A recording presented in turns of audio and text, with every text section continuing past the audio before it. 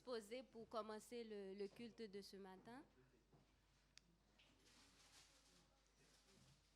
Nous allons commencer par la prière pour souhaiter la bienvenue au Saint-Esprit. Je vous demande de vous mettre debout, comme ça on va se présenter dans la présence de notre Seigneur. Nous allons prier ensemble, en église. Nous allons élever la voix. C'est vrai que je suis là, je vais vous conduire, mais je vous demande de participer à la prière, parce que parfois, quand il y a des prières individuelles, il y en a qui ne participent pas. Là, c'est le moment que tout le monde puisse élever la voix pour prier, pour adorer notre Seigneur. Amen.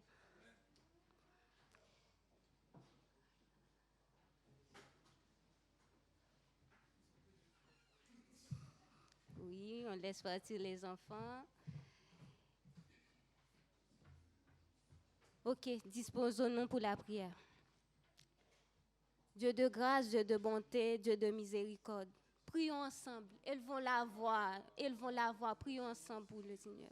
Merci pour ton amour, merci pour ta grâce, merci pour ta bonté envers nous, Seigneur. Nous te souhaitons la bienvenue, Saint-Esprit. Tu es la bienvenue parmi nous, Père. Prends le contrôle de ce culte, Seigneur. Nous te rendons gloire, honneur, que toi seul mérites, Seigneur Jésus. Béni soit ton nom. À toi soit la gloire, à toi soit la louange, Seigneur. Merci pour cette semaine que tu nous as permis de passer. Merci parce que tu étais là. Merci parce que ta promesse nous accompagne, éternel Dieu. Tu es toujours là avec nous, Seigneur. Alors que nous sommes devant toi en ce moment, Seigneur. Nous te demandons, Père, de prendre le contrôle, de manifester ton Saint-Esprit parmi nous, Seigneur, de bénir ton Église, d'agir. À toi soit la gloire, Yahweh, à toi soit la majesté. Prends le contrôle du culte, touche chaque cœur qui est là, Seigneur. Ceux qui sont en route sont entre tes mains, ceux qui ne pourront pas être là, éternel Dieu, sont entre tes mains, Seigneur. Touche-leur, éternel Dieu, par une parole, éternel Dieu. Touche-leur, éternel Dieu. Tu es le Dieu qui guérit, tu es le Dieu qui donne la paix, tu es le Dieu qui donne la joie, Seigneur. Nous voulons rester attachés à toi, Seigneur. Nous voulons rester attachés à ta présence, Seigneur. Mais sans toi, nous ne pouvons rien faire. C'est pourquoi nous te demandons que ton Saint-Esprit nous accompagne, que ton Saint-Esprit prends le contrôle de nos vies, éternel Dieu. Guide-nous, Saint-Esprit. Guide-nous, Père. Toi, le consolateur. Nous avons vraiment besoin de toi, éternel Dieu. Touche ton Église, Seigneur. Touche ton Église par ta présence. Touche ton Église par ta puissance. Touche ton Église, Seigneur. Manifeste ta gloire parmi nous, Seigneur. Manifeste ta présence parmi nous, Seigneur. À toi soit toute la gloire. À toi soit la majesté. À toi, Seigneur, soit l'honneur. Béni soit ton nom. Pardonne nos offenses, Seigneur Jésus. Nous savons que tu es le Dieu des dieux. Merci pour le sacrifice de la croix. Merci, Seigneur, pour ton sang versé à la croix.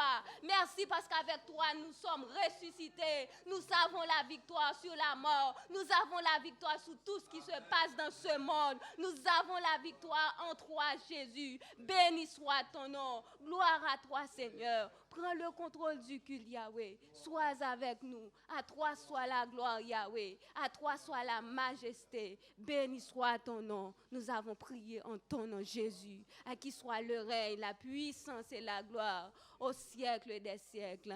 Amen et amen. Béni soit ton nom, Yahweh. Béni soit ton nom. Alléluia, gloire. Amen.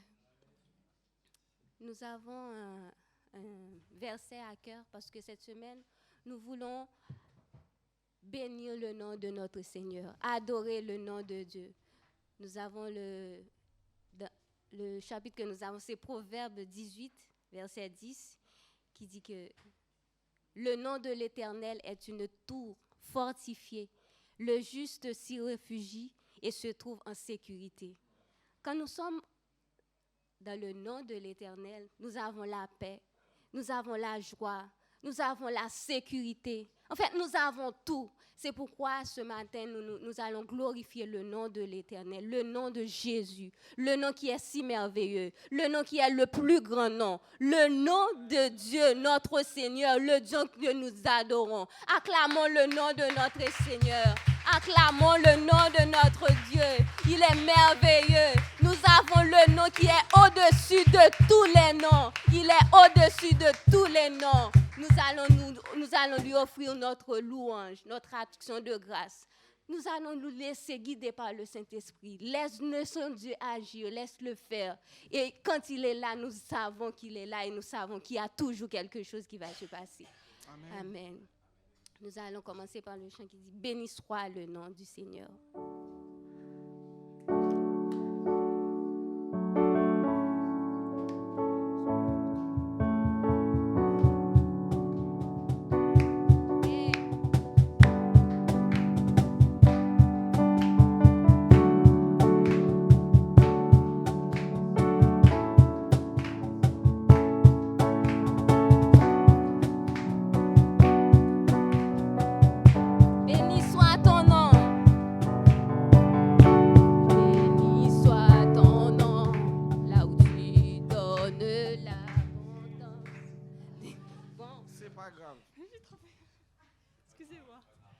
C'est pas grave. On va recommencer avec la même chaleur, la même envie. Allons. On commence.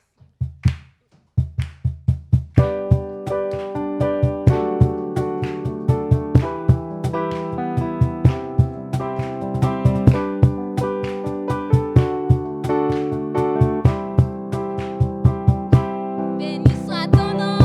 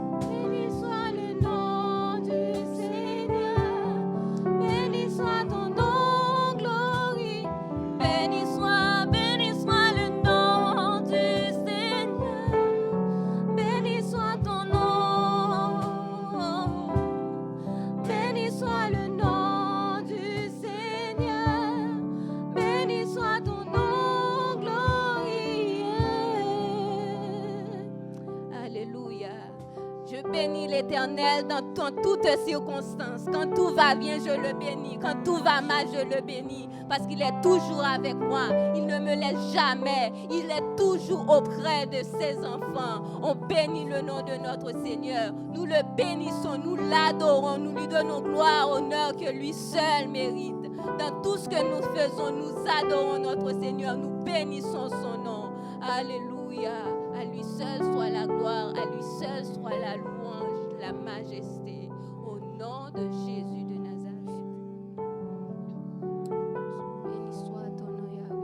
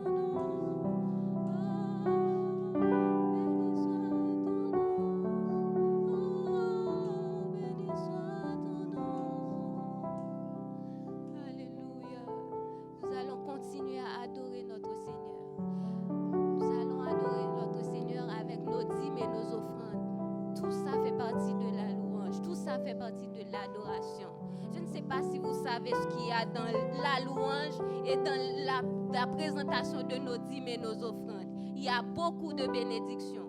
Nous avons un passage aussi à cœur pour la dîme et les offrandes. C'est dans Malachie 3, verset 10, qui dit « Apportez toutes les dîmes à la maison du trésor, afin qu'il y ait de la nourriture dans ma maison.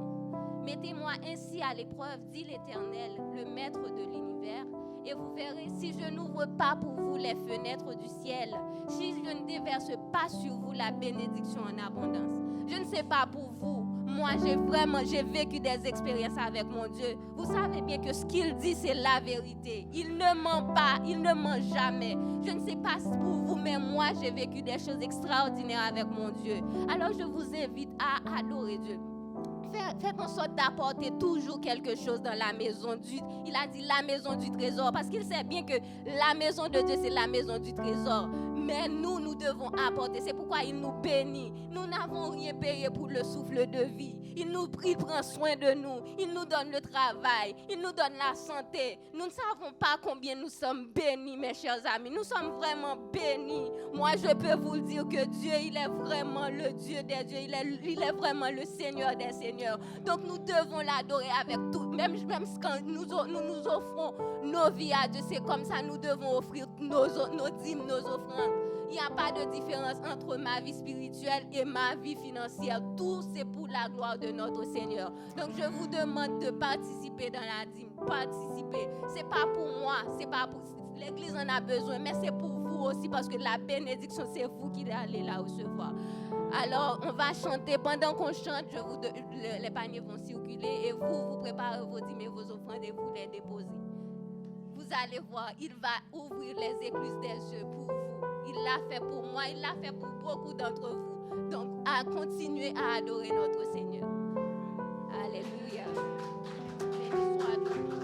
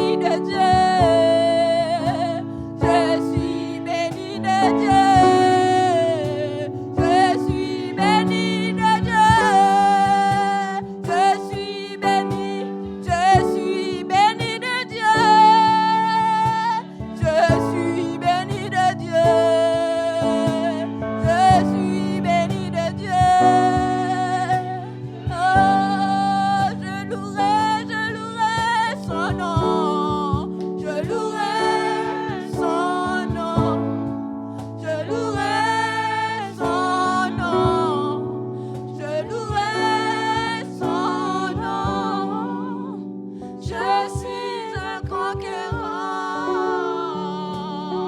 Où sont les conquérants? Où sont les victorieux? Où sont les bénis de Dieu? Béni soit le nom de notre Seigneur. Béni soit le nom de Jésus. Il est digne de gloire. Il est digne de louange. À lui soit la gloire, l'honneur, l'exaltation. Béni soit ton nom, Seigneur. Béni soit ton nom, Yahweh.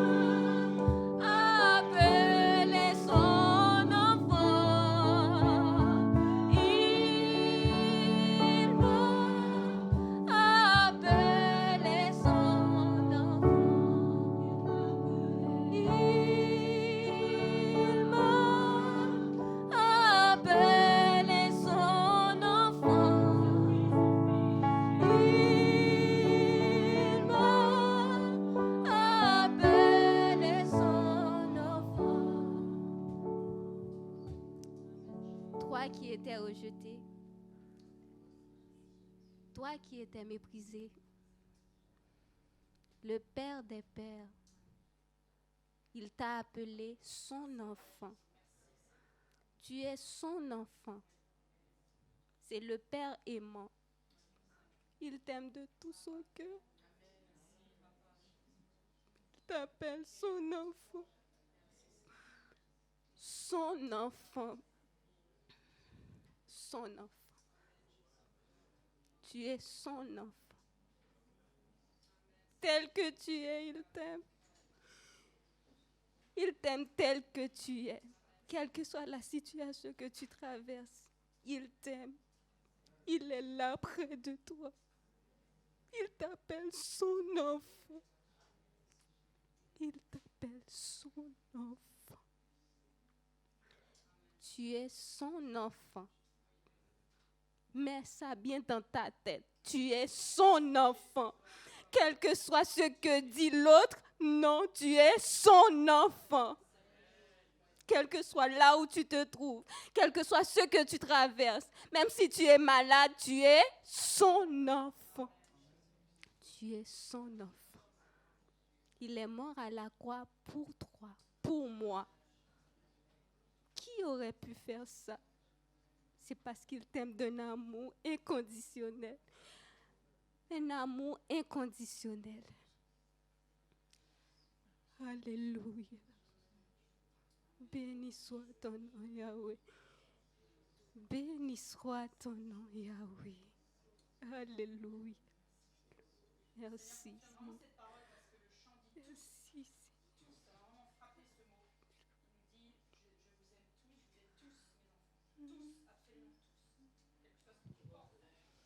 Frères et sœurs, alléluia. Voilà, il est arrivé le moment de partage. Ce moment est merveilleux. Pendant qu'on louait, qu'on priait, quelque chose m'est venu au cœur. Je pense que c'est l'Esprit qui parle de toute façon. Cette semaine, que chacun d'entre nous prie pour 7 personnes dans cette église. Ça veut dire, si vous ne connaissez pas 7 noms dans cette église, approchez-vous de vos frères et sœurs.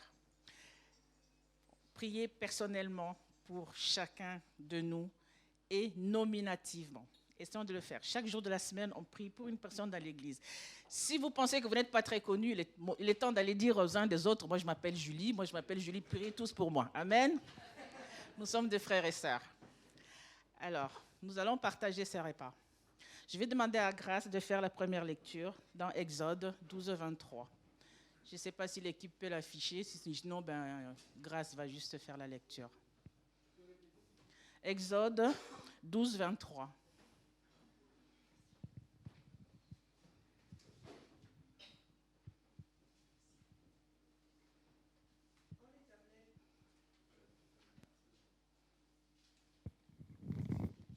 Voilà.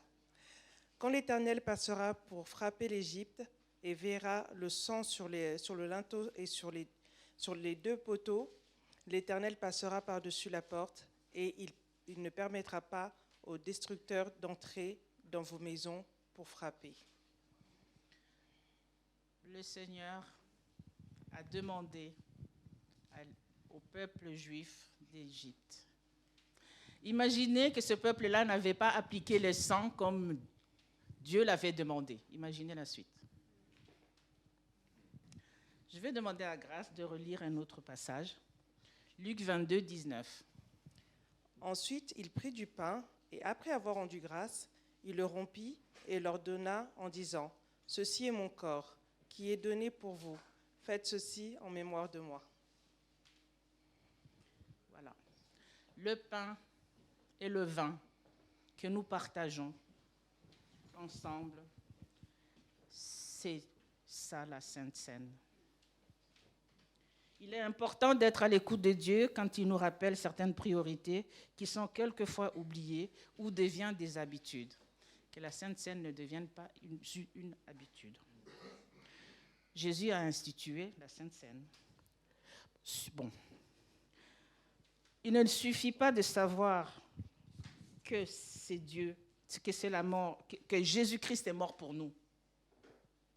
Si on s'arrête là, ça veut dire que le peuple de Dieu en Égypte a juste entendu, faites le sacrifice, mettez du sang sur les portes et le linteau. Et ils se sont juste arrêtés à faire le sacrifice, à tuer l'agneau, sans obéir au reste de ce que Dieu avait dit. Parce qu'au fait, qu'est-ce que Dieu a dit ? Ainsi, le Pharaon permettrait que vous partiez, que vous quittiez l'Égypte.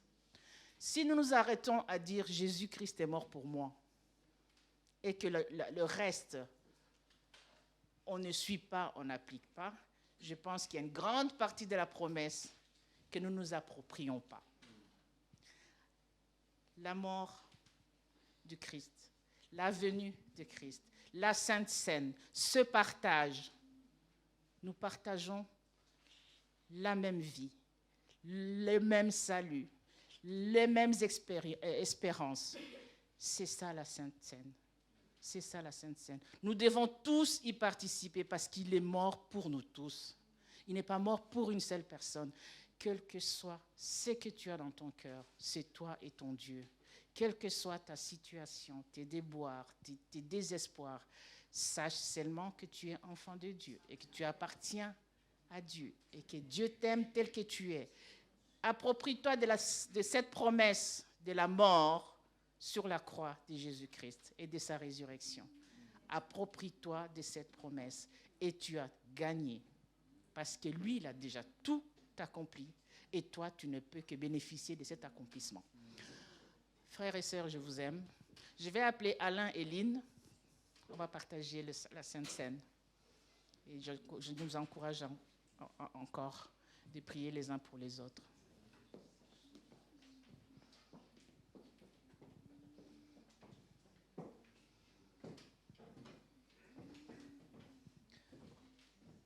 Lynn va prier pour le pain, Alain pour le jus de raisin.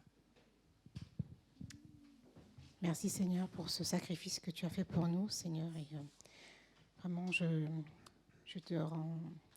merci pour ce bénéfice que tu nous as fait à la croix, Seigneur mon Dieu.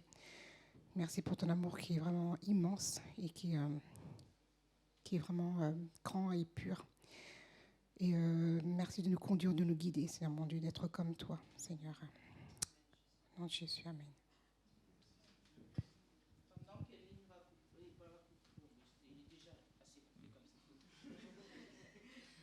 verra s'il en reste, s'il en manque, on en coupera d'autres. Alain peut bénir le jus de raisin. Merci Seigneur, merci pour cette coupe qui représente ton sang coulé à la croix, Seigneur. Merci pour ces sacrifices. Si nous sommes sauvés aujourd'hui, c'est par ta grâce tout simplement, Seigneur. Si nous sommes libérés, Seigneur, c'est par ta grâce aussi, mon Dieu, mon roi. C'est quel amour, Seigneur, quel amour pour nous, Seigneur. Encore merci, merci, mon Dieu, merci, mon roi. Et que ta présence soit là, mon Dieu. Bénissons ton nom. Amen.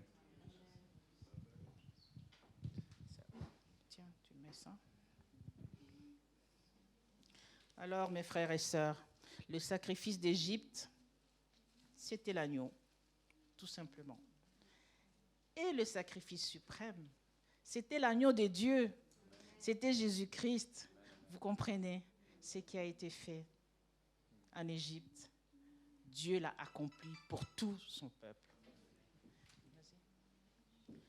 Vous vous levez pour qu'on puisse partager ce pain et qu'on puisse partager ce vin, ce jus d'orange qui représente le sang de Jésus versé pour chacun d'entre nous.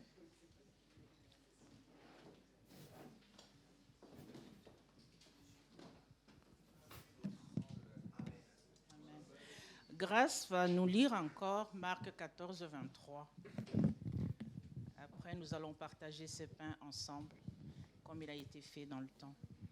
Alors, Marc 14, 23. Il prit ensuite une coupe, et après avoir rendu grâce, il la donna, et ils en burent tous. Si vous avez votre pain qui représente le corps de Jésus, si vous avez votre jus qui représente ses sangs versés pour chacun d'entre nous, ensemble à l'unisson, la Sainte Seine, c'est cette communion, c'est ce moment où tous ensemble, nous célébrons les mêmes choses. Dans le temps, les apôtres n'avaient pas de rythme de Sainte Seine. Ça s'est passé quand ils se rencontraient. Quand vous êtes chez vous, 2, 3, célébrez la Sainte Seine, parce que cela est tout à fait biblique. Nous allons honorer notre Dieu. Nous allons ensemble prendre le pain et ensemble prendre ce sang, parce que tous burent et tous ont pris le pain que Jésus a rompu pour chacun de nous. On y va, mes frères et sœurs.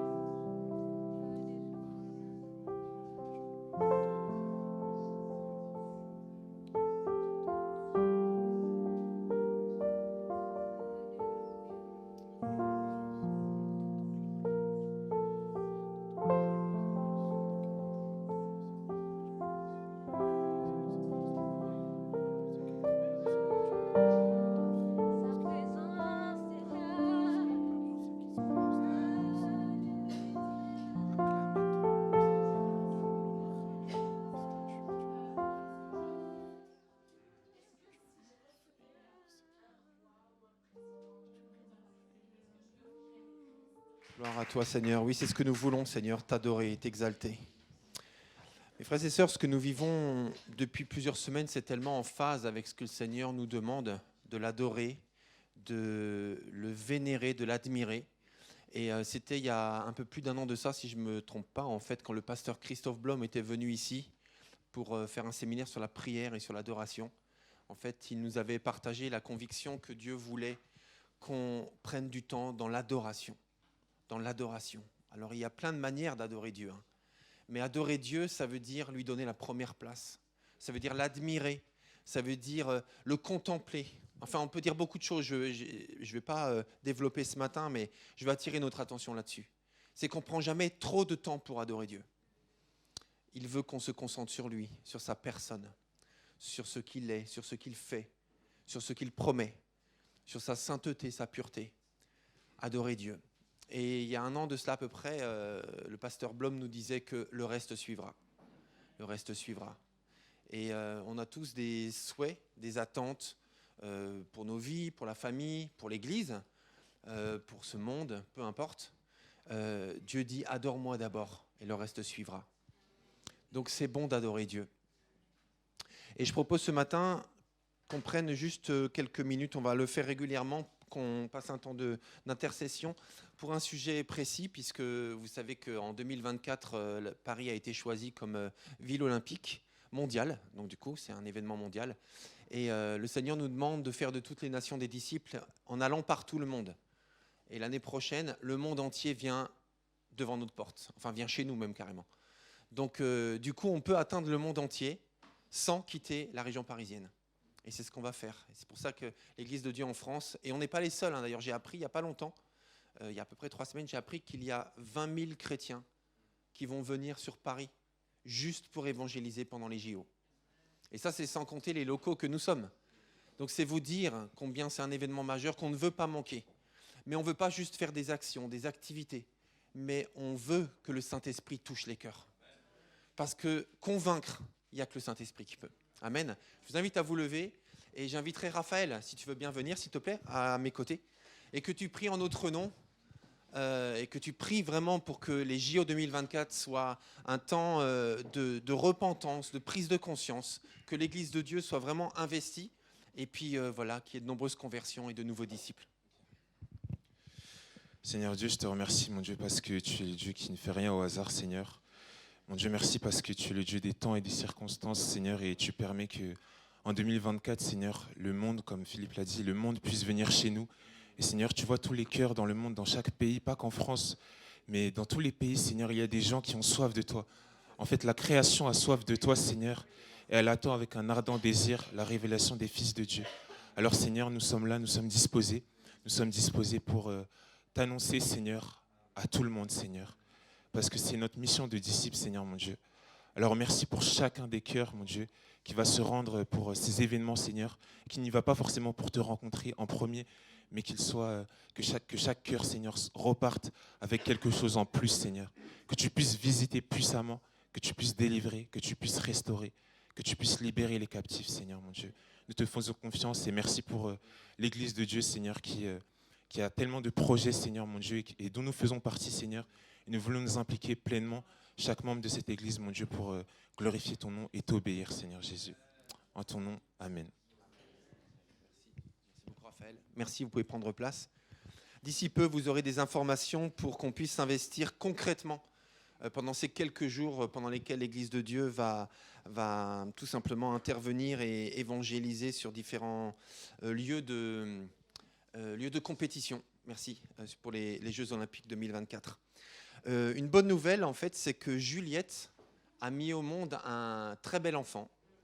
Donc, tout s'est bien passé, la maman va bien, et l'enfant aussi. Elle s'appelle Asaël. Voilà, donc je laisserai les parents présenter. Je ne montre pas de photo non plus, parce que même si j'ai une photo, je me dis peut-être qu'ils voulaient en montrer une autre, même si elle est déjà très belle, hein, ce n'est pas la question. Mais c'est arrivé quelquefois qu'on a montré des photos trop tôt, et que les parents auraient voulu en choisir une autre. Donc voilà, ils le feront eux-mêmes et puis ils la présenteront. En tout cas, Juliette m'a dit, on a hâte de vous la présenter. Donc gloire à Dieu. Est-ce qu'on peut rendre gloire à Dieu quand même pour ça? Une naissance quand même. C'est ça? Merci Seigneur. Vous Vous vous rappelez peut-être pas de votre naissance, mais vos parents s'en rappellent. Et ils étaient heureux de votre venue, sans aucun doute. Alors, c'était la semaine dernière, ma maman était avec nous pendant quelques jours. Et elle est repartie en Alsace et elle est rentrée jeudi. Et vous savez que jeudi, il y a eu la grosse tempête sur une partie de la France. Et la région parisienne n'était pas épargnée. Plusieurs des transports ont été perturbés. Et donc, ma mère devait prendre le RER A au départ, le RER A annulé. Ensuite, elle devait prendre le H, si je ne me trompe pas. Ou Saint-Lazare, c'est lequel ? C'est le L, voilà, Saint-Lazare, annulé. Donc, du coup, elle devait en prendre un autre. Mais c'était un peu compliqué. Donc, je lui ai dit, écoute, maman, je vais t'accompagner. Et ouais, je vais t'accompagner. Donc, on a pris le RER ensemble. Et puis, à un moment donné, on est dans le train, donc vers la gare de Lyon, puisque c'est là qu'elle a pris son TGV. Et puis là, on voit 3 personnes avec des grosses valises. C'est normal, hein, c'est vers la gare de Lyon. Donc, vraiment des grosses valises. Et là, je dis à maman, regarde la valise là-bas, comme elle est belle. Elle était magnifique, vraiment écrue, blanche comme ça, écrue, avec des liserés marron. Vraiment très, très belle valise. Et je dis, regarde maman, comme elle est belle. Et la dame, elle croyait en fait que sa valise nous dérangeait. Donc, elle a pris sa valise et elle l'a mise comme ça près d'elle. Et je dis, non, mais je disais juste que votre valise est vraiment très belle. Et on l'a regardée avec ma mère. Elle dit, ah, merci, c'est gentil. Je dis, mais vous allez où comme ça ? Et alors, ils nous ont dit, on va à Lyon. Et un reprend, enfin, il y avait 2 femmes et un homme. Et l'homme dit, non, pas à Lyon, dans la banlieue de Lyon, mais on va à la campagne. Et on sent qu'il était vraiment heureux d'aller à la campagne, quoi. Donc, avec un grand sourire, je dis, c'est super. Et alors, il rajoute, et on y va en plus pour un mariage. Donc, ils partaient juste pour le week-end. Ils avaient des très, très grosses valises. Je pense qu'ils étaient un peu congolais, quelque part. Peut-être. Hein. On sent qu'il y avait le désir. Bon, voilà, j'imagine. J'en sais rien. Julie aussi, magnifique, Julie. Hein, magnifique. Hein. Bon, vous êtes tous magnifiques. Hein. Et qu'est-ce que je voulais dire ? Oui, et donc, bref, et après, le trajet se passe, etc. Et puis après, quand on sortait du RER pour arriver à la gare de Lyon et aller sur les quais, eh bien, en fait, je m'approche simplement d'eux et je leur dis, écoutez, bon voyage et que Dieu bénisse les mariés. Et là, les 2 dames m'ont répondu, amen, amen, amen. Voilà, on était heureux, ils étaient heureux, on était entre frères et sœurs, visiblement. Je dépose maman au train. Je reprends le RER A qui fonctionnait finalement, mais qui n'allait pas à Cergy, qui arrive à Saint-Germain. Et arrivé à Saint-Germain, j'ai téléphoné pour qu'on vienne me chercher, personne ne pouvait. Donc j'ai pris un Uber. Donc je prends le Uber, je rentre dans le véhicule. Et puis le gars, il avait envie de parler. Donc il avait envie de parler avec moi, alors il discute, il dit « Ah, comment ça va ?» Ah oui, c'est vrai, il y a beaucoup... Bon, bref, je ne joue pas sous les détails, mais il avait envie de parler. Et puis là, on discutait de tout et de rien, et je ne sais plus trop comment on est arrivé sur le sujet. Et puis alors, il disait « Ah oui, c'est vrai, c'est la tempête aujourd'hui. » Et puis bon, c'est vrai qu'aujourd'hui, le monde ne va pas très bien quand même, il y a des guerres un peu partout. Donc il était très enjoué, très joyeux, et puis là, il aborde l'actualité, forcément. Et il dit « Quand même, il y a des guerres un peu partout, c'est moche quand même, hein, des gens qui se tuent les uns les autres. Quand même, la vie, c'est important. » La vie, peu importe la vie de qui en fait, mais la vie c'est précieux, la vie c'est sacré. Il dit ça comme ça. Il dit, vous savez, moi je suis musulman, mais ce qui se passe là en Israël, c'est moche. Une vie, c'est une vie, un Israélien, un Palestinien, des gens qui s'entretuent, et puis après on se venge, et après on se contre-venge, et on se revenge, et il parle de la vengeance en fait. Et à l'écouter, je me suis dit, c'est vrai que c'est tellement triste. Et là, je lui ai juste dit, je suis persuadé en fait que rien ne pourra changer si le cœur ne change pas. Mais j'ai dit ça, je n'ai pas cherché à convaincre ni quoi que ce soit, c'est juste mon cœur qui parlait. Je dis en fait, si le cœur ne change pas, il n'y aura pas de fin. Parce que tout le monde voudra venger le sang de ses proches. Il faut que le cœur change. Et alors il me regarde et il me dit, vous êtes religieux ? Alors je dis, oui, je suis chrétien. Il me dit, vous savez, moi je suis musulman, mais vous avez tellement raison. Mais c'est vrai que ce n'est pas facile, parce que j'avoue, moi j'ai un petit garçon, il doit avoir... je pense qu'il avait 2 ans, si je ne me trompe pas. J'ai une femme, j'ai un petit garçon, et je vous avoue que si quelqu'un touchait à mon fils, je ne sais pas ce que je ferais. Je dis, je sais, moi non plus, je ne sais pas ce que je ferais, mais il faut que nos cœurs changent, parce que, vous savez, ça me fait penser à Jésus qui avait dit qu'on doit même aimer nos ennemis. Et ça, c'est impossible à faire. Aimer son ennemi, il faut que Dieu change nos cœurs. Mais j'ai dit ça, mais je n'ai pas du tout cherché à le convaincre, je n'ai pas argumenté, je n'ai même pas évangélisé, en fait. J'ai juste médité sur l'actualité et sur ce que Jésus dit, en fait. Et je pensais à mon cœur qui a changé et qui doit encore changer. Et alors, là, il me dit, oui, c'est vrai, vous avez raison. Et on continue à discuter, en fait. Et puis, bref, après, on arrive à Pontoise. Il me dépose à Pontoise. Je dis, écoutez, je lui serre la main. Je dis, écoutez, en tout cas, vraiment, que Dieu vous bénisse, vous, votre femme et votre fils. Alors, il me dit, Amin, Amen. Comment on dit chez vous, en fait? Et alors, je dis, on dit Amen. Ben, Amen. Il dit, vous savez, chez nous, en fait, chez nous, les Arabes musulmans, en fait, eh bien, on dit aussi Amin. Quand quelqu'un prononce une parole de bénédiction de la part de Dieu pour vous et votre famille, eh bien, on dit Amin. Eh bien, ma journée était refaite. Et pourquoi je vous raconte ça au début de cette prédication? Bon, déjà parce que c'est frais, c'est tout frais, c'est l'actualité, ça nous concerne tous, c'est la vie normale. Ça m'a touché pour deux choses. La première, c'est parce qu'il y avait comme une symétrie entre des frères et sœurs en Christ qui ont dit que la volonté de Dieu soit faite, puisque c'est ce que veut dire Amen, et un musulman qui a dit que la volonté de Dieu soit faite. Et les deux m'ont béni, et j'étais heureux avec les deux, et je me suis senti béni de Dieu avec les deux.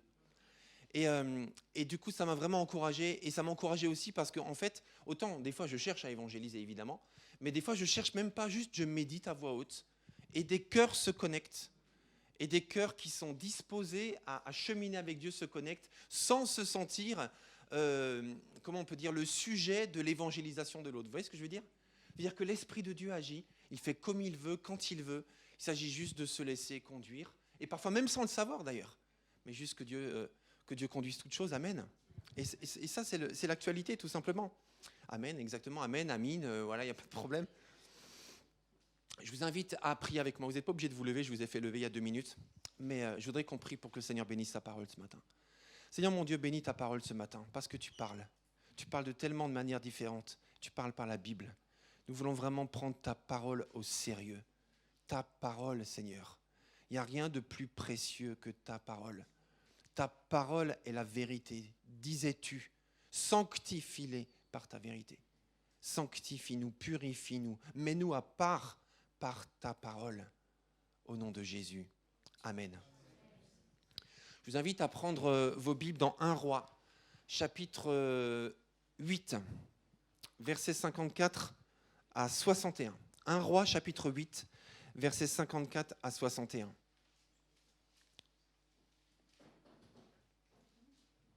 On avait déjà un peu lu quelques versets il y a 3 semaines ou 4 semaines, je ne me rappelle plus. Mais on va lire 1 Roi, chapitre 8, versets 54 à 61. Voilà, je vous laisse chercher tranquillement. Et pendant que vous cherchez, rappelons le contexte toujours. Donc le contexte, c'est la dédicace du temple que Salomon a construit à Dieu selon les plans que Dieu avait lui-même donnés à son père David. Et lorsqu'il y a eu toute une cérémonie de dédicace du temple de Dieu, eh bien voilà que Salomon prie pour le peuple. Et là, on est à la fin de la prière de Salomon pour le peuple. Donc 1 Roi 8, versets 54 à 61. Or, lorsque Salomon eut terminé toute cette prière de supplication à l'Éternel, il se releva de devant l'autel de l'Éternel où il était resté agenouillé, les mains levées vers le ciel. Il se releva et d'une voix forte, il bénit toute l'assemblée d'Israël en disant « Béni soit l'Éternel qui a accordé la paix à son peuple Israël, conformément à ses promesses. En effet, aucune promesse de bienfait qu'il nous a faite par l'intermédiaire de son serviteur Moïse n'a manqué de se réaliser. Que l'Éternel notre Dieu soit avec nous, comme il a été avec nos ancêtres, qu'il ne nous abandonne jamais, qu'il ne nous délaisse pas, mais qu'il incline notre cœur vers lui, pour que nous marchions dans les voies qu'il a prescrites pour nous, en obéissant à ses commandements, à ses ordonnances et à ses lois qu'il a données à nos ancêtres. Puisse l'Éternel, notre Dieu, prendre en considération jour et nuit toutes les prières de supplication que je viens de lui présenter et défendre jour après jour la cause de son serviteur et de son peuple Israël. Ainsi tous les peuples de la terre reconnaîtront que c'est l'Éternel qui est Dieu et qu'il n'y en a pas d'autre. Quant à vous, que votre cœur soit attaché sans réserve à l'Éternel notre Dieu, pour que vous viviez d'une manière conforme à ses lois et que vous obéissiez à ses commandements, comme c'est le cas aujourd'hui. Le sujet de la prédication de ce matin, c'est le même, c'est la 3e fois que c'est le même sujet, en fait. C'est ton cœur qu'il veut. Et pourquoi je ne vais pas dire la même chose, évidemment, mais pourquoi on reste avec ce sujet? Parce que je suis convaincu qu'on doit continuer, encore, pour l'instant en tout cas. C'est ton cœur qu'il veut. Tout à l'heure, notre sœur dans une parole inspirée, nous a partagé l'idée du reste. Si j'étais face à un roi, si j'étais face au président, face à un ministre, face à un homme important, est-ce que je lui donnerais juste les restes ? Vas-y, prends ce qui traîne. T'inquiète, là j'ai trouvé un truc j'ai gratté sous la table. J'ai trouvé un chewing-gum sous la chaise, pas ici, mais dans les salles de classe. J'ai trouvé des trucs. Vas-y, prends ce qui reste. On cherche ce qui traîne et on lui donne. C'est ton cœur qu'il veut. Le cœur, le centre du réacteur de toutes tes pensées, de toutes tes actions, de toutes tes décisions, de toutes tes relations. Ton cœur, c'est ça qu'il veut. Et tout le reste suivra. Lorsque Salomon prie pour le peuple, il dit que nous ayons tous ensemble un cœur sans réserve pour lui. Un cœur sans réserve pour lui. Exactement ce que nous cultivons actuellement à l'école du serviteur. Nous avons vu pour l'instant 3 sujets. Le cœur du serviteur. Le premier sujet, c'était vivre notre relation personnelle avec Jésus, notre Maître. Parce que ce n'est pas la peine d'aller plus loin, il faut commencer par la base. Dieu le Père, Dieu le Fils, Dieu le Saint-Esprit. Deuxième sujet, c'était connaître notre identité en Jésus. Ça change tout. Qui suis-je ? Qui suis-je selon les déclarations de Dieu ? Ce matin, vous voyez le lien quand même. Ce matin, nous avons chanté « Je suis enfant de Dieu ». Je suis enfant de Dieu, il m'a choisi. On a parlé d'être des conquérants, on a parlé d'être bien positionnés pour ne pas être des victimes des circonstances, des victimes de la vie, des victimes du diable, des victimes du péché, mais être des conquérants. Amen. Amin. Ou comme vous voulez, il n'y a pas de problème, mais on est d'accord là-dessus ? Ainsi soit-il. Nous sommes des enfants de Dieu. Connaître notre identité en Jésus, ça change tout. Et la semaine dernière, nous avons vu vivre l'Église que Dieu veut. Il nous a placés dans une famille. Nous sommes une Église, nous sommes un corps, nous sommes un ensemble. Nous ne sommes pas des orphelins dissociés les uns des autres, mais nous sommes la famille de Dieu. Amen. Le Seigneur veut continuer son travail de fond pour changer nos cœurs, pour changer notre moteur, notre carburant, afin que nos pensées, nos actions, nos décisions, nos orientations, que tout soit conduit par Dieu. Ce matin, j'ai été touché aussi, Erika, quand tu as parlé même de la dîme et des offrandes. En fait, vous savez, des fois on dissocie en disant, voilà, il y a l'adoration, il y a les offrandes, les dîmes, il y a autre chose, il y a la collation, il y a la prédication, mais en fait, tout est lié. Tout est lié. Tout ça, c'est la conséquence de ce que Dieu fait en nous et à travers nous. La semaine dernière, une de nos sœurs a été conduite par l'Esprit à nous partager cette parole inspirée. Alors, je n'ai pas tout retenu parce que je n'ai pas noté tout de suite malheureusement, mais j'ai retenu un élément. Et cet élément, c'est le moment de quitter le quai, de lever les voiles et d'aller au large. Et de laisser l'Esprit de Dieu souffler dans tes voiles pour te conduire dans la direction de Dieu. En gros, c'est ce que j'ai retenu. Vous vous rappelez ? C'est le moment de quitter le quai, de lever les voiles. Et cette parole, mes amis, est à prendre au sérieux. Et quand je priais, Seigneur, que veux-tu dire à ton Église ? Cette parole est revenue encore et encore et encore et encore. Alors oui, quitter le quai, lever les voiles, partir au large, laisser l'Esprit de Dieu souffler dans nos voiles et aller dans la pleine volonté de Dieu. Et cette parole est à prendre au sérieux parce que c'est ce que Dieu veut. Et ça, c'est un grand encouragement. Parce que peut-être que certains parmi nous, peut-être nous tous quelque part, on tourne en rond, on est dans une routine, on est dans des habitudes, ou peut-être qu'on est dans une impasse et on se dit, en fait, il n'y aura pas de changement. Il n'y aura plus de changement. Voilà, on est amené à répéter les mêmes choses, à faire les mêmes choses, ou au contraire, peut-être qu'on a un problème qui s'est bien enraciné, ou une relation, par exemple, bloquée ou brisée, qui nous fait de la peine, ou bon, peu importe, mais quelque chose qui nous donne l'impression qu'on n'a pas d'avenir. Et au contraire, cette parole est hyper encourageante. Parce que le Seigneur nous demande d'aller au large. Nous demande de quitter notre, comment on peut dire, l'amarre, de lever l'ancre en quelque sorte. Je ne suis pas un spécialiste du langage marin, merci. Donc voilà, mais en tout cas de se détacher pour le laisser nous guider. De quitter notre ancrage, peut-être même notre sécurité, et de le laisser lui nous guider. Il y a un pas à faire, il y a une décision à faire. c'est de lever l'ancre. C'est de lâcher, c'est de retirer la chaîne ou de retirer la corde qui nous relie au quai. Et lui promet de souffler dans nos voiles pour nous emmener dans sa direction. Israël dans le désert, je recommence. Quand Israël était dans le désert, à la sortie d'Égypte, Dieu lui a montré la terre promise. Lui a promis une terre nouvelle sur laquelle Israël allait pouvoir s'installer. Lui qui quittait l'Égypte se retrouvait démuni, enfin avec quelques richesses, quelques biens quand même, mais se retrouvait sans terre, se retrouvait isolé dans le désert. Mais Dieu qui l'a guidé, qui l'a sorti de l'esclavage et qui l'a guidé dans le désert, lui a dit « Mais je ne vais pas te laisser là. Je vais t'emmener dans une nouvelle terre. » En rajoutant « Où coule le lait et le miel. » Voilà, ça parlait à l'époque, mais pour toi ce serait peut-être autre chose. Mais en tout cas, où il y a l'abondance, où il y a la profusion, où il y a la bénédiction. Mais il va falloir te déplacer et il va falloir conquérir cette terre. Mais il y a une terre promise. Et allez-y, c'est pour vous. Et Dieu nous demande d'aller au large et de laisser l'esprit souffler dans nos voiles. Et quelque chose me travaillait depuis la semaine dernière. Pourquoi le Seigneur nous dit ça? Pourquoi il nous dit ça aujourd'hui? Et il nous dit ça à nous, puisque c'est à nous qu'il parle aujourd'hui. C'est pour ça qu'il faut prendre au sérieux ce que Dieu dit et le prendre maintenant, parce qu'il le dit pour une raison. Alors je me pose la question depuis dimanche dernier. Seigneur, qu'est-ce qui nous retient? Parce que si rien ne nous retenait, on y serait depuis longtemps. Donc si le Seigneur nous dit, lève l'ancre, quitte le quai, va au large, c'est qu'on est encore sur le quai. Et on y est peut-être depuis longtemps.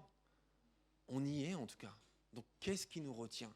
Qu'est-ce qui nous empêche de lâcher prise et de laisser le Seigneur diriger ta vie, ma vie, notre vie en tant qu'Église, nos couples, nos enfants, peu importe.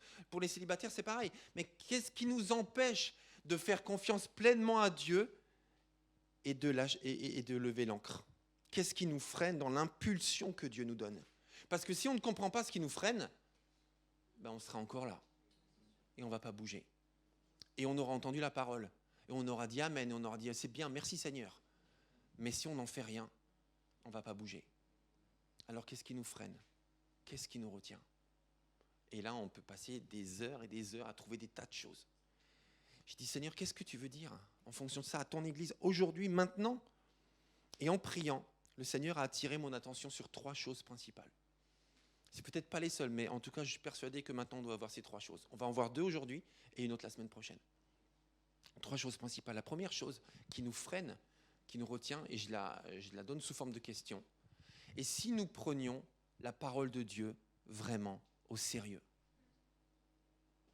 En fait, ce qui nous freine, ce qui nous retient des fois, c'est qu'on ne croit pas ce que Dieu nous dit. Soit on ne le croit pas, ou soit on le relativise. Ou soit on le croit sur l'instant, mais après on n'en fait rien. Et en équipe pastorale, on en a parlé. Et on en est conscient. Et on se repent devant Dieu de toutes ces fois où Dieu nous a parlé, à nous, équipe pastorale, à nous, Église. Et on est passé à autre chose, tellement trop vite à autre chose. Et c'est notre cas certainement à nous tous. Dieu nous parle, Dieu nous dit quelque chose. Qu'est-ce qu'on en fait? Qu'est-ce qu'on en fait? Et si nous prenions la parole de Dieu vraiment au sérieux?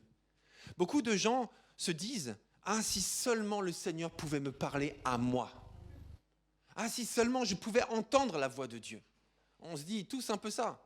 Si seulement à moi, Dieu pouvait me parler. Ah, si seulement le Seigneur pouvait me révéler sa volonté. Et on a l'impression que la volonté de Dieu est mystérieuse et inaccessible, opaque, et qu'il faut décoder. Il faut des gens, il faut des ministères spéciaux pour nous révéler la volonté de Dieu. Il faut des apôtres, il faut des prophètes, il faut des pasteurs, il faut des tas de gens de qui nous pensons devoir dépendre pour entendre la volonté de Dieu. Seigneur, parle-moi. On va lire ensemble Job 33. Job 33, versets 12 à 19. Job 33, versets 12 à 19.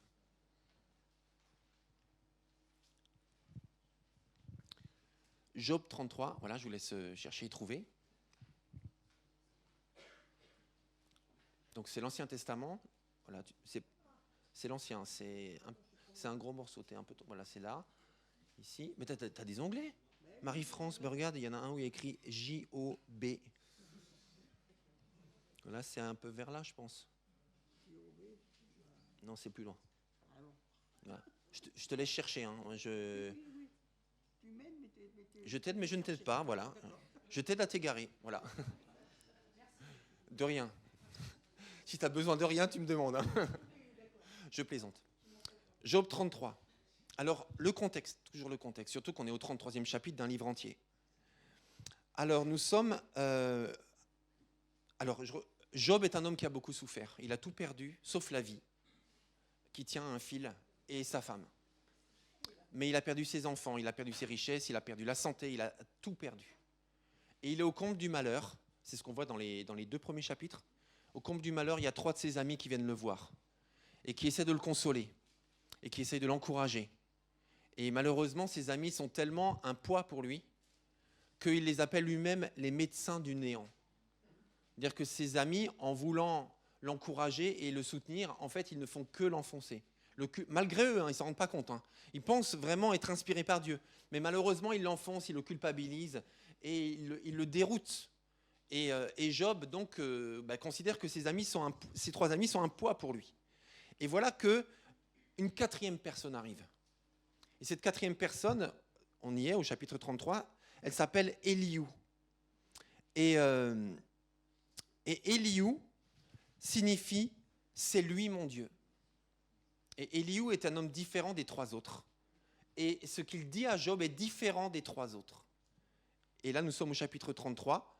Et quand il intervient, cet ami, donc il se met en colère en fait. Il se met en colère contre Job et contre ses amis qui sont en train de se chamailler en réalité pour essayer de garder la tête hors de l'eau. Et les 3 amis se chamaillent pour essayer de justifier Dieu. Et donc cette 4e personne arrive et se met en colère. Nous sommes au verset 12.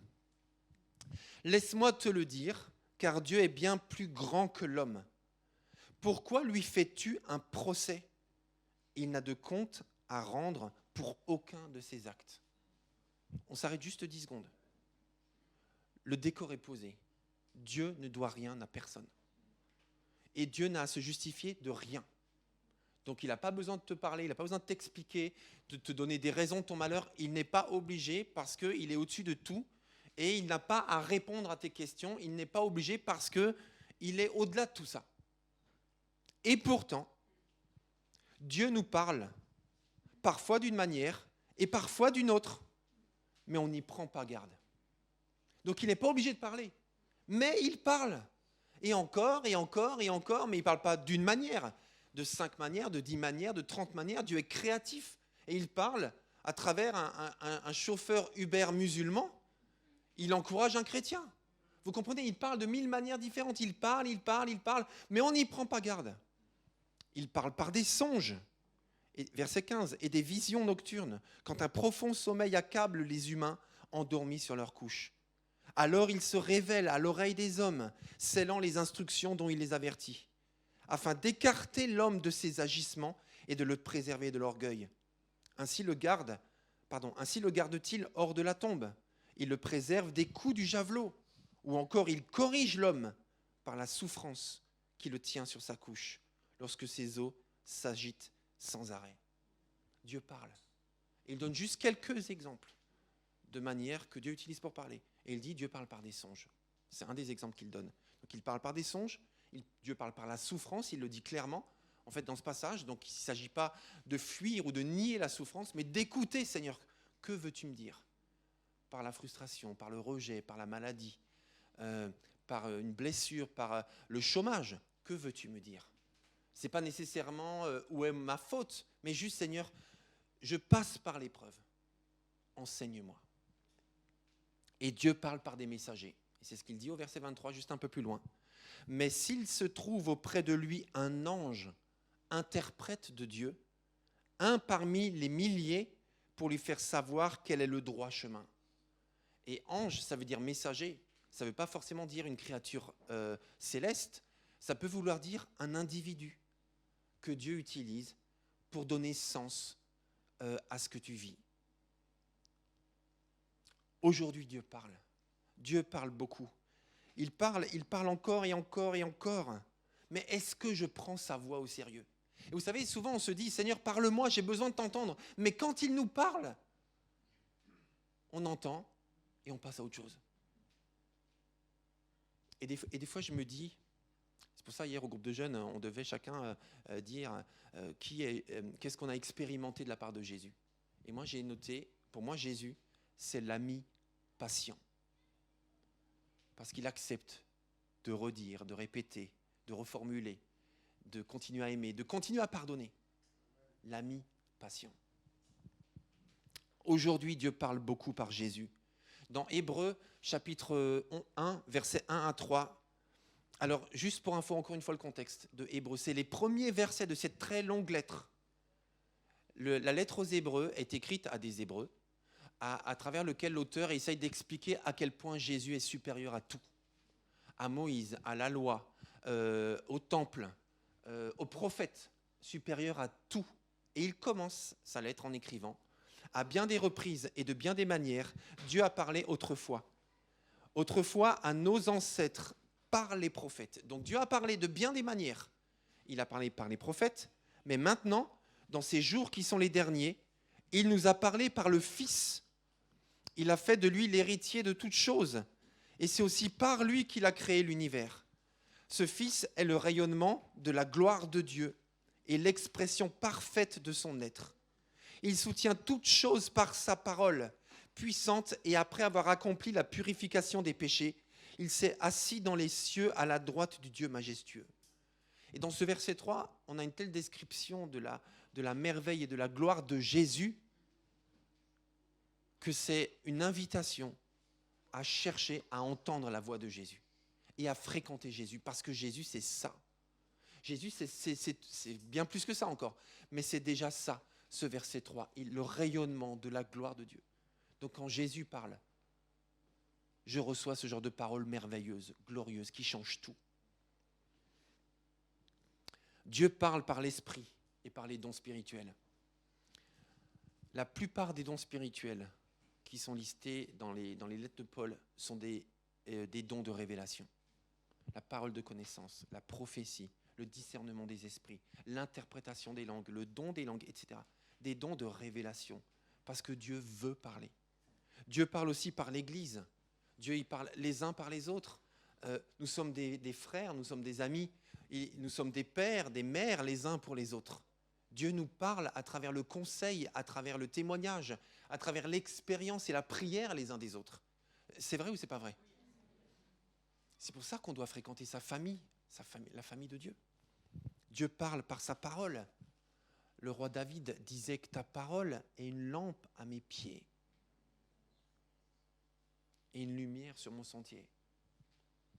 Paul disait à Timothée, toute l'écriture est inspirée de Dieu et utile. Toute l'écriture, Dieu parle, je me permets Marie-France, Dieu parle par la Bible. Chaque mot, chaque phrase, chaque situation te parle. Je sais qu'on le sait, mais là, je reviens à ce qui a été dit ce matin. Qu'est-ce qu'on fait de ça en fait? On le sait, on le lit, c'est bien. Mais qu'est-ce qu'on en fait? Dieu parle par l'Église, je l'ai déjà dit, pardon. Dieu parle par la prière. La prière, c'est pas juste je parle à Dieu, je lui présente mes besoins, je lui demande de l'aide, et après, au revoir parce que j'ai autre chose à faire. La prière, c'est un dialogue. La prière, c'est des fois ne rien dire, mais être dans le silence et attendre la voix de Dieu. Dieu parle par la prière, Dieu parle par l'actualité. Jésus a dit, observez les signes et regardez les circonstances et comprenez que le retour de Christ est proche. Observez les temps, observez les circonstances. Dieu parle par l'actualité. Dieu parle même par un chauffeur Uber musulman. Dieu parle de mille manières, je l'ai dit tout à l'heure. Et si la volonté de Dieu était notre nourriture? Et si nous cherchions à vivre de toutes nos forces tout ce que Dieu nous dit et ce que Dieu nous montre? Alors concrètement, qu'est-ce que je peux faire pour tellement vivre ce que Dieu me dit dans les prédications, par exemple, et dans la parole? Qu'est-ce que je peux faire concrètement? Je vous écoute, j'attends votre réponse. Qu'est-ce que tu peux faire concrètement une fois que tu entends la voix de Dieu, par un don spirituel, par la prédication, par la parole, quand tu lis la Bible, qu'est-ce que tu peux faire après pour en faire quelque chose? Obéir? Agir en conséquence?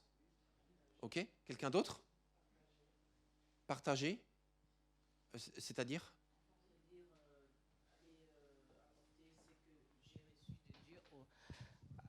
aller raconter, aller partager ce que j'ai reçu de Dieu aux autres, à son peuple, quoi, aux autres personnes. Alors, c'est un peu trop large. La question, c'est qu'est-ce que je peux faire concrètement lorsque Dieu me parle? Qu'est-ce que je peux faire pour faire vivre cette parole quand Dieu me dit quelque chose? La méditer. Vous savez ce que ça veut dire méditer? Ça veut dire ruminer. Ça veut dire je reçois quelque chose, mais je ne cours pas dans tous les sens encore. Hein. Je reçois quelque chose, mais j'agis pas forcément tout de suite. Mais j'essaye de laisser infuser, de disséquer ce que ça peut vouloir dire et de demander à Dieu son aide pour le mettre en pratique à sa manière. Et des fois, on part trop vite. Bon, des fois, on part trop tard aussi. Mais méditer. Écrire, exactement. Écrire et relire ce que j'ai écrit, exactement. Et en faire quelque chose. Et méditer ce que j'ai écrit et appliquer ce que le Seigneur m'a dit. Et vous avez compris? Qu'est-ce que j'en fais? Qu'est-ce que vous allez même faire de cette prédication? Qu'est-ce que vous allez faire de la parole qui a été entendue ce matin? Qu'est-ce qu'on va en faire? La base, c'est de l'écrire. C'est le début déjà, parce que sinon on va l'oublier, c'est sûr. Mais déjà de l'écrire. Ok. Dans Ésaïe chapitre 55, verset 10, il est dit que la pluie et la neige qui descendent du ciel n'y retournent jamais sans avoir arrosé et fécondé la terre, sans avoir fait germer les graines qui s'y trouvent, sans fournir au semeur le grain qu'il doit semer et sans donner du pain à tous ceux qui le mangent. Il en sera de même de la parole que j'ai prononcée. Elle ne reviendra jamais vers moi à vide, sans avoir accompli ce que je désirais et sans avoir atteint le but que je lui ai fixé. Il y a quelque chose qui m'a interpellé dans ce texte que je connais très bien depuis longtemps et probablement vous aussi. Ce qui m'a vraiment interpellé là-dedans, c'est qu'il est parlé de la pluie et de la neige. La neige, c'est de la pluie sous forme solide. Et la pluie, lorsqu'elle tombe du ciel, et en plus, vous avez remarqué, sans arroser et féconder quoi? La terre. Il n'est même pas parlé de la plante. À ce moment-là, il est parlé de la terre. Pourquoi? Parce que pour que la plante pousse, il faut que l'eau passe par la terre et qu'elle descende tout doucement, à travers les sédiments, à travers voilà, la terre, quoi, le sable, le caillou, tout ce qui est dans la terre, descend tout doucement. Et la neige descend encore plus lentement parce qu'il faut qu'elle fonde avant de descendre. Et c'est pour ça qu'on a tellement besoin de neige, pour arroser la terre tout au long de la saison froide. Et Dieu dit, c'est la même chose avec ma parole, il faut la laisser infuser, il faut la laisser descendre, il faut la laisser exister, il faut la laisser être. Ne cours pas dans tous les sens, ne passe pas à autre chose et n'applique pas nécessairement tout de suite, mais d'abord, laisse-la être en toi, laisse-la exister en toi et fais le lien entre ce que Dieu te dit aujourd'hui et ce que Dieu t'a dit avant. Parce que Dieu ne parle pas en vain, il y a un lien en fait. Dieu ne lance pas comme ça sa parole comme des confettis en disant voilà, prends la couleur qui te plaît. Mais il y a un lien entre les paroles. Donc pourquoi Dieu a dit ça la semaine dernière? Pourquoi Dieu dit ça aujourd'hui? Pourquoi Dieu dit ça il y a 2 mois? Pourquoi? Il y a un lien. On n'a pas forcément la réponse tout de suite, mais déjà, mettons en parallèle les paroles de Dieu. Et ça demande de l'écrire, par exemple. Et je vois qu'il est déjà... je me demande, est-ce que je vais entamer le 2e point ou pas? Non, je pense que je vais m'arrêter là. Je vais faire du coup le 2e point la semaine prochaine. 2e et 3e point. Ok. Parce que je veux pas qu'on gâche ou qu'on se stresse alors que ce sont des choses très importantes. Ce que je vous propose, en fait, c'est compris. Avant de laisser la place au groupe de louanges, compris tout simplement à la lumière de ce qu'on a pu comprendre ce matin. Parce que Dieu parle et jamais pour ne rien dire. Jamais. Le silence de Dieu est beaucoup plus nourrissant qu'un discours de n'importe quelle personne. Père éternel, tu nous parles. Tu nous as dit de lever l'ancre, de quitter le quai et d'aller au large. Seigneur, nous voulons vivre tant de nouvelles choses en toi. Alors parfois, on peut avoir peur. On va en parler la prochaine fois. Mais nous voulons, Seigneur, nous savons qui tu es et nous avons expérimenté, vérifié que tu es un Dieu bon. Alors quand tu nous dis quelque chose, on te croit. Pardon, Seigneur, pour ces fois où on a relativisé ce que tu nous dis. On n'en a rien fait, ou pas grand-chose. Puis après, tu le redis, et tu le redis à travers quelqu'un d'autre. Parfois même, on va à un autre endroit, parfois on va sur YouTube, parfois on discute avec quelqu'un qui n'a rien à voir avec cette église, et on entend la même chose. Parce que tu ne changes pas d'avis, et ta parole est sainte et elle est précieuse. Alors Seigneur, déjà, je veux te demander pardon pour moi, Philippe, et aussi pour ton Église, pour ces fois où nous avons négligé ta parole. Seigneur, je veux que ça change, pour moi et pour ton Église. Je veux que ça change, et ce n'est pas une annonce que je fais, c'est juste un positionnement. Je veux que ça change. Aide-moi, Seigneur, à chaque fois à prendre au sérieux ce que tu dis. Aide-nous, Seigneur, à ne pas nous gaver, Seigneur, de paroles, de propos, d'enseignements, de lectures, nous gaver, au point de ne même pas avoir le temps de digérer ce qu'on entend, ce qu'on mange, au point de ne même pas avoir le temps d'appliquer que déjà on passe à une autre nourriture. Aide-nous, Seigneur, à nous nourrir correctement de ta parole, correctement de ta volonté, correctement de tes commandements. Aide-nous, Seigneur, à vivre ta parole. Aide-nous, Seigneur, à nous aider les uns les autres, à vivre ta parole. Aide-nous aussi, Seigneur, à ne pas attendre que quelqu'un nous prenne par la main et fasse tout à notre place, comme on l'a vu il y a quelques semaines, où Israël était dans le péché parce qu'il voulait que Moïse soit toujours l'intermédiaire entre Dieu et eux. Aide-nous, Seigneur, à être matures et responsables de ce que tu nous dis à chacun. Aide-nous, Seigneur, à prendre au sérieux, à grandir chacun personnellement, Seigneur. Tu nous as déjà tant parlé, tant donné. À toi la gloire, Seigneur. À toi la gloire, Seigneur. Je vais laisser encore quelques instants. Peut-être que certains veulent élever la voix. Soyez libres, tout simplement.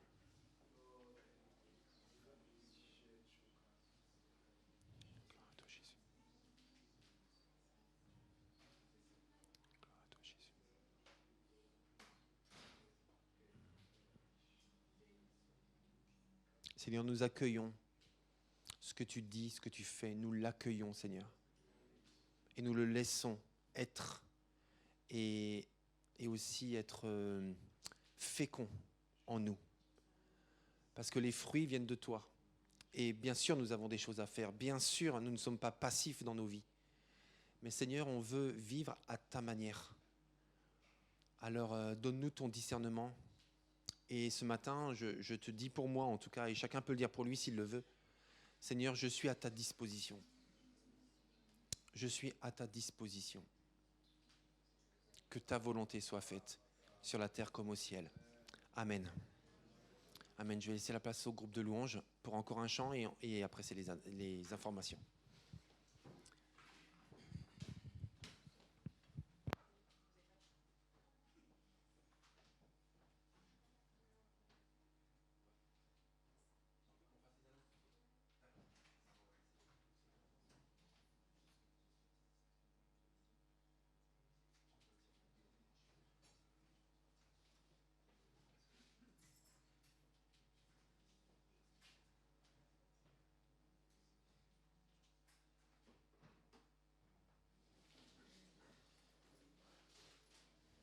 On va faire différemment.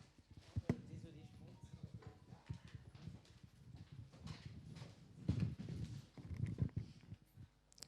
Alors, on va faire différemment. Donc, est-ce que vous pouvez me passer les slides pour le ménage, s'il vous plaît? Donc, nous allons... juste que je me réorganise, voilà. Donc, nous avons une nouvelle organisation du ménage qui se fait depuis quelques semaines. Donc voilà, nous avons fait autrement au niveau on a fait un réaménagement donc de la salle qui est derrière, juste au niveau de la salle de culte. La slide d'avant, s'il te plaît. Donc du coup, on a mis des placards dédiés. Donc vous voyez, juste en entrant, vous sortez là, donc vous allez passer de l'autre côté, vous. Et vous avez 2 placards. Donc le placard blanc est vraiment destiné a tout le nécessaire pour le ménage. Donc, quand vous êtes ici dans la salle de culte et en bas, donc la salle d'après, vous avez un rangement qui a été fait. Vous voyez, on a fait un gros travail. Merci au conseil d'administration. Voilà, tout ce qui a été fait, où vous avez vraiment des placards dédiés et tout à disposition. S'il vous manque quelque chose. Alors, je veux aussi vous signaler.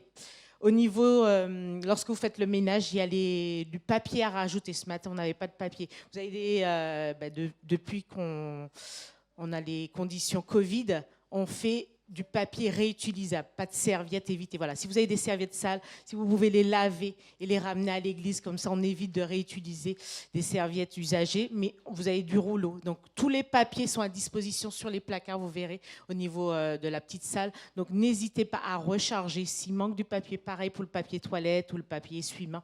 Tout est à disposition. S'il manque quelque chose, s'il faut refaire les courses, vous pouvez me faire un message ou voir directement avec Julie qui me communiquera les informations pour qu'on puisse toujours avoir le nécessaire pour le ménage, mais aussi pour l'entretien et pour la partie hygiène. Donc voilà, comme j'ai dit il y a 2 semaines, donc nous, c'est l'église, c'est nous qui faisons le ménage. Donc chacun doit prendre soin des locaux.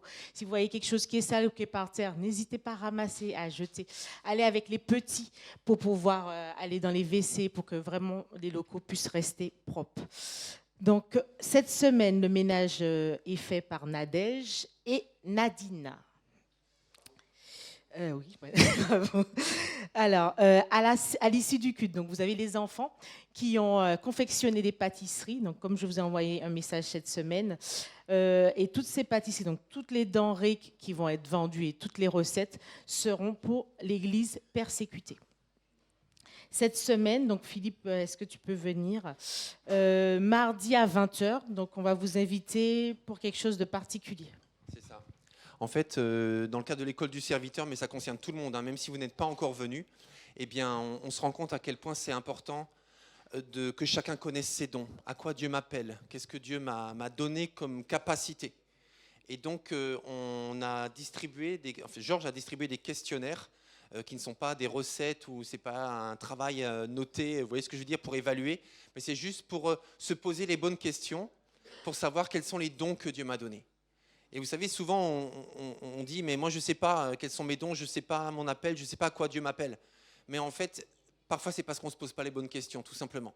Il y a des choses qui sont déjà en nous, qui sont évidentes, mais on ne le voit pas. Et c'est à ça que sert ce questionnaire. Et donc, on a reçu, je crois que c'est 12 questionnaires. C'est bien, mais ce n'est pas assez. Et quand je dis c'est pas assez, c'est parce qu'on devrait tous remplir ce questionnaire pour pouvoir discerner quels sont les dons que Dieu nous donne afin de pouvoir les mettre au service de Dieu. Et c'est pour ça que ce mardi, à 20h, eh bien, on veut donner encore une chance pour ceux qui ne l'ont pas rempli, parce qu'on sait combien c'est important et on veut que personne ne se prive de ça. Donc, oui, c'est ça, ce mardi à 20h. Attends, je finis. Et donc, en fait, ce mardi, exceptionnellement, on veut inviter tous ceux qui n'ont pas encore rempli le questionnaire à venir sur place à 20h. On va se retrouver dans la maison de l'église, on vous imprimera des questionnaires, vous les trouverez sur place et vous pourrez les remplir sur place. Pourquoi ? Parce qu'on s'est rendu compte que certains, en fait, bloquaient sur certaines questions ou bien étaient gênés par certaines choses. Et moi, je vais rester avec vous à 20h. Et puis, si vous avez des questions, je suis là pour vous, tout simplement. Et tout simplement, on va prendre le temps qu'il faut. Mais si vous n'avez pas rempli le questionnaire, je vous invite vraiment à venir à 20h mardi. On va dans la maison de l'église, on remplit ça tranquillement. Et puis ensuite, Georges va... En fait, il y a une grille... Il y a une grille simplement qui permet de décoder tout simplement les réponses aux questions et puis qui vous permettront de connaître vos dons. Voilà. Et ensuite, on vous les renverra tout simplement. Et donc, je vous invite à venir mardi si vous n'avez pas encore rempli ce questionnaire. Et ensuite, lorsqu'on aura terminé, parce qu'il ne faut pas 2 heures pour ça, lorsqu'on aura terminé, on pourra rejoindre la réunion de prière qui commencera à 20h30. Voilà, tout simplement. Merci. Donc, on a vu le mardi, qu'est-ce qu'il y aura. Le dimanche, nous aurons notre culte. Donc, nous allons prendre un temps aussi pour le dimanche de l'église persécutée. Les enfants ont déjà commencé. Donc, nous allons faire un culte spécialement pour cela à 10h30, suivi de notre temps de jeûne et prière à 12h30. Est-ce que, Georges, tu peux venir pour la présentation du groupe ?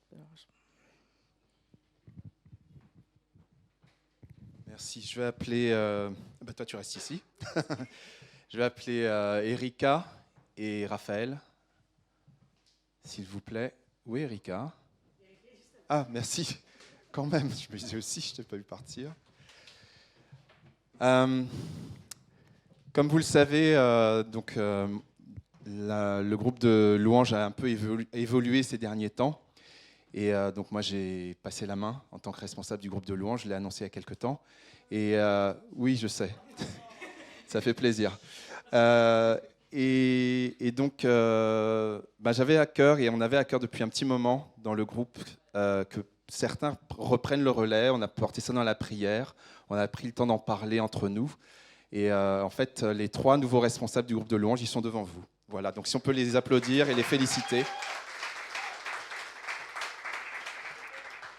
Alors, approchez-vous un petit peu. Approchez-vous. Je vous propose qu'on se lève, si vous voulez bien, parce que je pense que, comme tous les services sont importants. Tout ce qu'on apporte au Seigneur est important. Et la louange fait partie des services aussi qui ont leur importance. Au-delà même du culte, bien au-delà du culte, vraiment, le Seigneur nous dit que le Père attend des adorateurs en esprit et en vérité. On peut adorer Dieu tous les jours, louer Dieu tous les jours, mais c'est un ministère aussi très particulier, je le connais plutôt bien.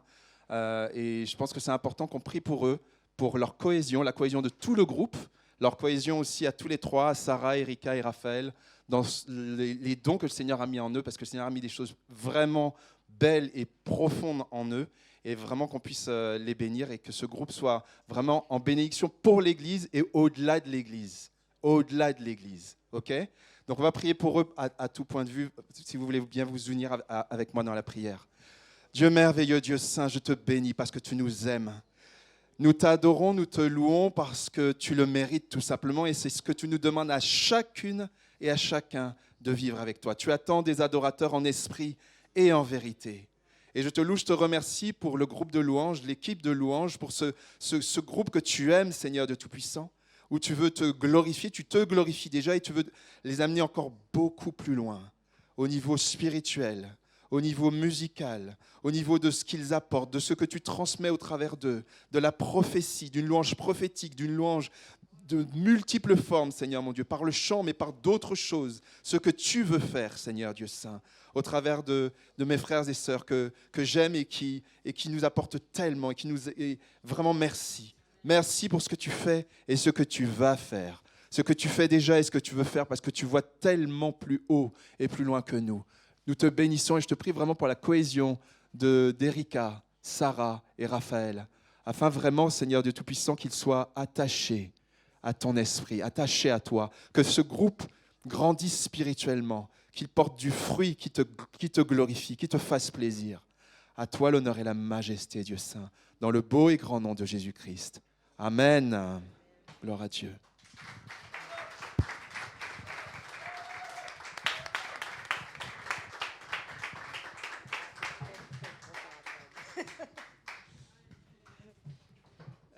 On va prier pour clôturer le culte.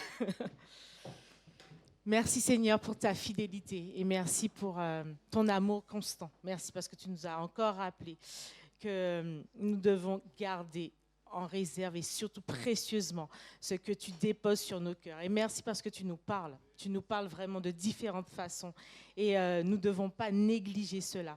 Nous aurions tendance à croire que tu nous parles par des choses dites seulement spirituelles, alors que vraiment au quotidien, tu viens nous trouver, tu viens nous rencontrer, tu viens nous parler ou même nous faire nous rendre compte de certaines choses ou dans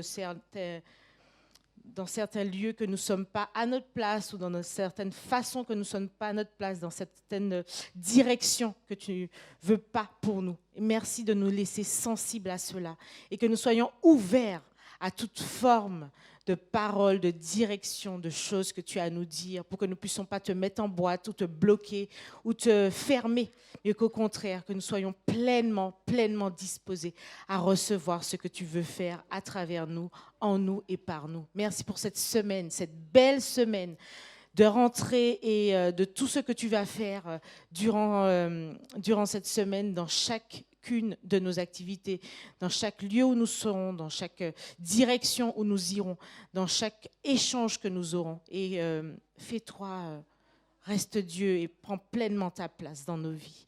Nous t'élevons, nous t'adorons, nous t'exaltons pour ce pays, pour ce monde et pour toutes ces âmes qui ont besoin de toi, Seigneur. C'est ton nom que nous confessons, Jésus, parce qu'il y a la délivrance, il y a l'amour, il y a la guérison, il y a le miracle dans le nom de Jésus. Merci pour tout ce que tu es en ton nom. Amen. Passez une bonne semaine, restez bénis.